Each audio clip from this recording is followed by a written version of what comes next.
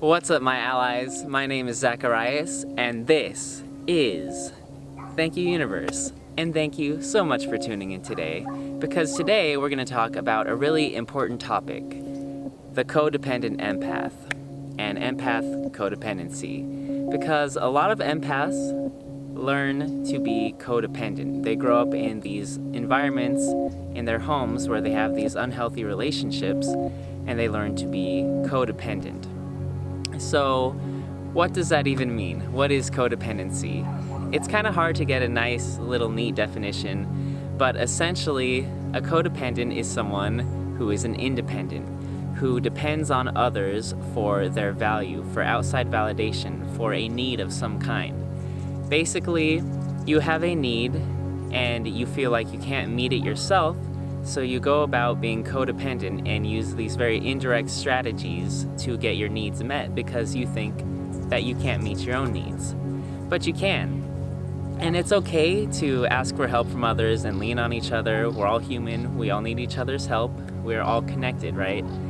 But codependency takes it to a whole other level. It is a mode of being in your way of living where you are just constantly depending on others. And another definition of codependency that I really appreciate and value comes from Melanie Beattie. I think that's how you say her name, but she wrote the book on it.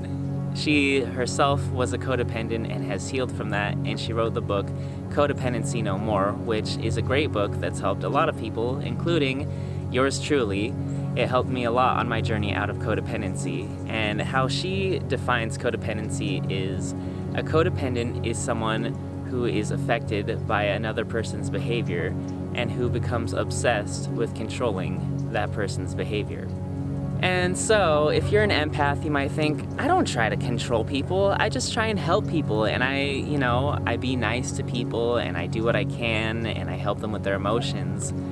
But it really is trying to control other people, and that's something that you really have to recognize and own up to and admit. So, a lot of empaths grow up in this environment where they learn that they are valued for the emotional work that they can do for others, for helping other people. If someone in your family has a problem, if a friend has a problem, you want to help them because you have learned that that is what you are useful for and that is how you get validation. So it really comes from this internal lack, this idea that you are not enough and you need to help other people to have value and to be deserving of love. So before we break down the codependency, let me just lay it down. You are worthy of love and you are valuable no matter what, just as you are. You don't need to help people. You are valuable no matter what. And because of the wonderful, amazing person you are, that is why you help people, but you don't have to, and you wouldn't be any less valuable if you didn't help people. It's not your job to take care of other people's emotions. And so we really are trying to control others by helping them with their emotions. And we might think that we're helping them, but really it is a method of control. So empaths can feel the feelings of other people, and maybe you grew up in a home environment where you had an angry parent or a depressed parent, and it felt really bad for you to feel their feelings and feel that anger or depression or whatever uncomfortable emotion they were feeling. And so you learn, okay, I'm going to fix their problems so that I can feel good. You see how that works? Instead of saying, I'm going to handle my own self and be independent, I'm going to be codependent, and I see the emotional problems in someone else, and hey, I'm an empath, so I can help them with that. They can give me validation for helping them, because I don't have that internal sense of self-love and validation, so it's a little switcheroo, a little trade. I give them help with my empathic abilities and help them to deal with their emotions, and in return, they give me that sweet, sweet validation that I crave, that I'm just chasing after constantly because I learned at some point in my life that that's what I need to do to be worthy of love and to be valid. And this doesn't make you a bad person, and the fact that you're trying to control others in this way doesn't make you a bad person. It's just a way of being that you learned because no one told you that you're awesome just for being you, and you can be independent and still be valuable and still be worthy of love. And you don't need to obsess over other people's opinion of you. And that's one of the big things that we're trying to control is other people's opinions. So we try to be nice to people by doing the polite thing. You can go first, let me do this favor for you, let me talk to you about your emotions for an hour even though I'm really busy myself. And so you're controlling their opinions of you because you want them to think that you are nice and give you that validation and love that you are craving. And so that ends up being the reason why you are nice to them and you are helpful. And in a way, it's not really that nice, it's more controlling. And I don't know who said this, but they defined being nice and being kind as different. So being nice is doing something because you think you're supposed to and you want people to have a good opinion and think that you're nice. Like being a nice guy, like someone who acts nice but they're so nice you can tell it's kind of inauthentic and it isn't real and you're wondering, okay, what skeletons do you have in your closet? Whereas being kind is doing things from a place of actually desiring to help others for no reason other than to help them. Just altruistically, I'm able to help and I see this person that I can't help, so I'm helping them. Not, I can help them with their emotions and then they'll validate me and they'll love me and then I'll be able to feel good about myself. So how do we stop being nice and start being kind and get over the codependency?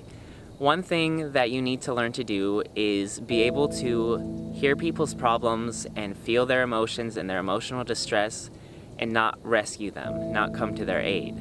You can see someone who needs help and you don't have to help them. And I know it's hard because there are a lot of amazing, beautiful people out there that just see someone struggling and they're empaths and they feel the feelings very viscerally and very intense and you just want to help them.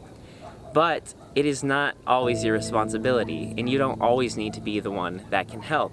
And a lot of times, by helping someone, you're actually not helping them, you're enabling them. You're saying, okay, you don't need to take care of your problems and work on your issues because I'll do it for you.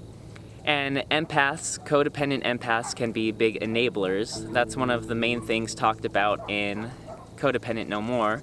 The book I was talking about is that codependents get in these relationships with people who are chemically dependent, like alcoholics, maybe they're a sex addict, maybe they're addicted to gambling. And so these people have these huge problems, and instead of letting them work on their problems and letting their life crash and fall around them so they can realize it's not working out, you try and help them and enable their issue, their addiction, whatever it is, because you're not independent and you're codependent, and whatever problem they have, that's actually good for you because you can help them. And by helping them, then you can continue this codependent dynamic where they give you the validation and love for helping them, and you can feel like, oh, I'm such a wonderful empath.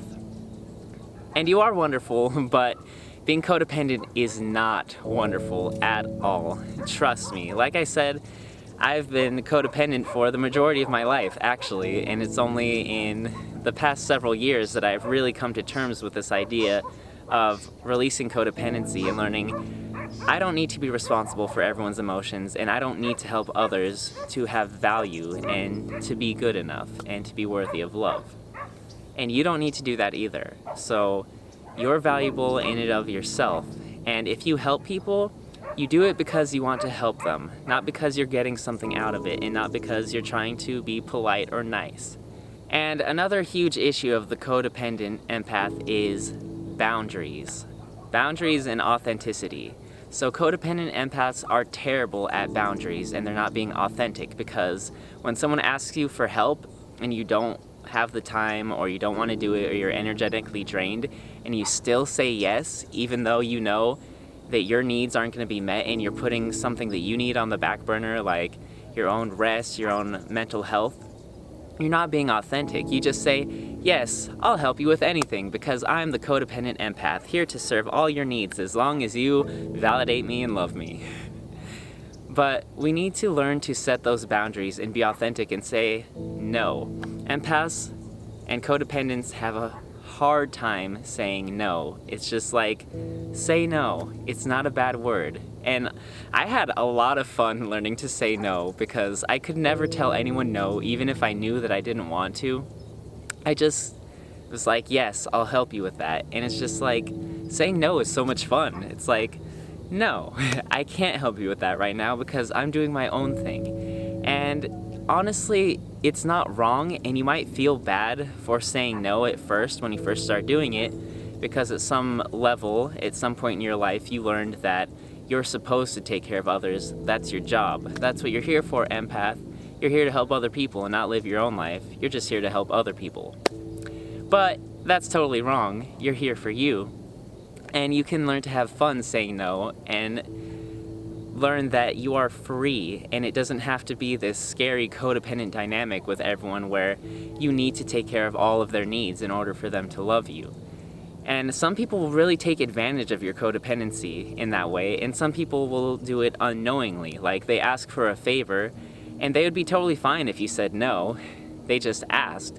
But you feel like it would make you a bad person to say no to someone asking for help. And it's just like that amazing quote that keeps going around: your own cup must be full before you fill the cup of others.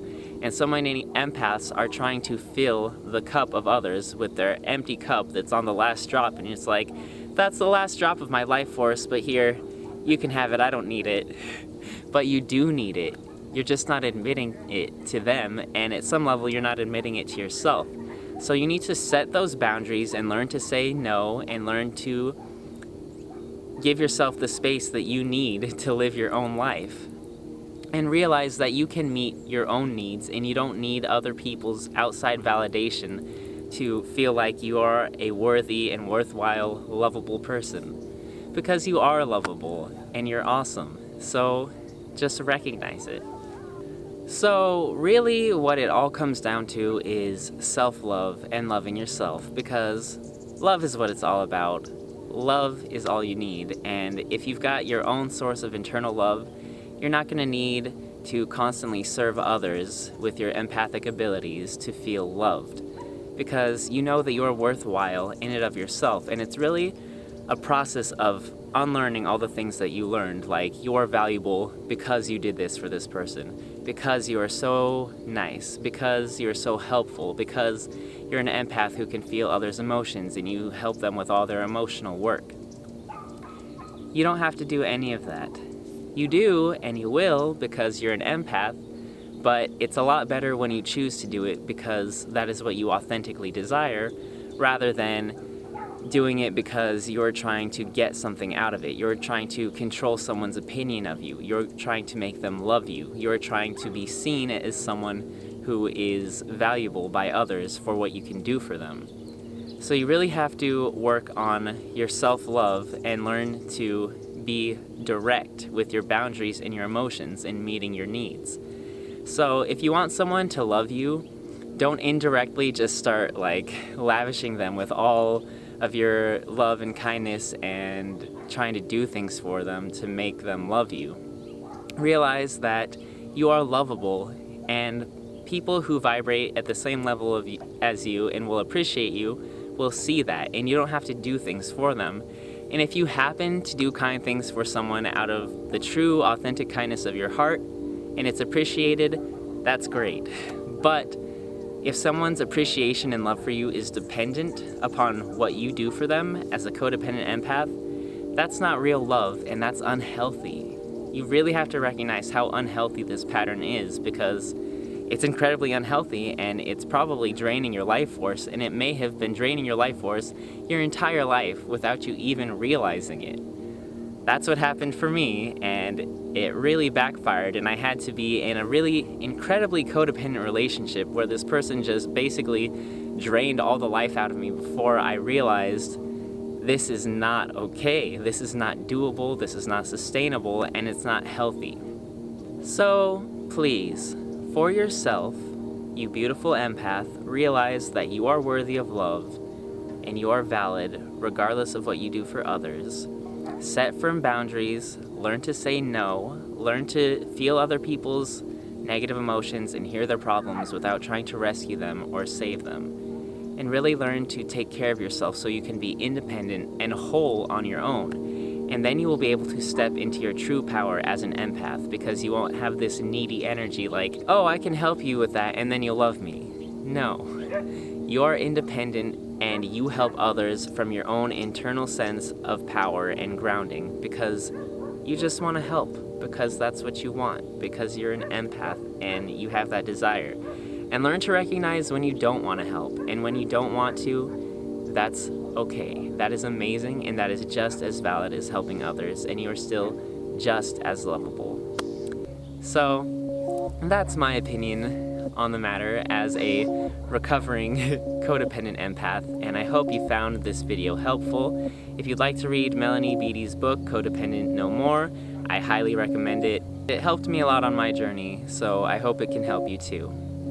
And with all that said, much love to all of my allies out there. If you like the video, go ahead and like the video. Please subscribe to our channel if you'd like to watch some more videos here with the Thank You Universe family. And I'll be seeing all of you on the next video. Bye!